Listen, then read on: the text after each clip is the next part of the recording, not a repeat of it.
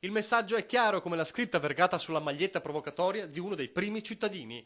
Non poteva esserci un benvenuto più esplicito per il sottosegretario all'economia di fronte alla platea di ANCI Veneto, perché l'allarme degli amministratori locali adesso è ben più che un SOS. Noi sindaci ci troviamo ad avere problemi di liquidità, di cassa, cioè non è più solo questione di avere i soldi e non poterli spendere, patto di stabilità, qui è la questione che i soldi non ci sono. Tanti i primi cittadini al vertice dei sindaci a Rubano, sul piatto ci sono sempre IMU, TARES e patto di stabilità. Tutti gli amministratori a presentare al sottosegretario Pierpaolo Baretta cifre e calcoli della propria realtà di fronte alla mannaia dello Stato. In un bilancio di 4 milioni di euro ci troviamo ad aver avuto tagli negli ultimi 3 anni per 800.000 euro. Anche Andrea Cereser, neo sindaco di Sandona di Piave, insediatosi da pochi giorni, ha già dovuto scartabellare i conti in rosso. Sicuramente sono cifre importanti ed ha dato una boccata d'ossigeno la possibilità almeno di pagare, nel caso di Sandona con 5 milioni di euro, i nostri fornitori.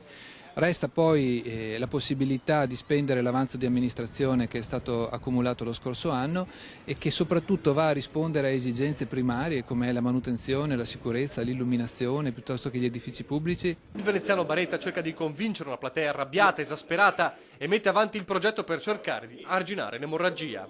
Faremo nei tempi previsti una riforma, molto probabilmente metteremo insieme i mutares e semplificheremo e faremo quindi una tassa sui servizi locali, sulla casa, che in qualche modo semplifichi, razionalizzi e anche riduca il carico. Ma i sindaci non sembrano disposti a aspettare ancora molto e nel frattempo sono costretti a trovare soluzioni alternative per recuperare liquidità.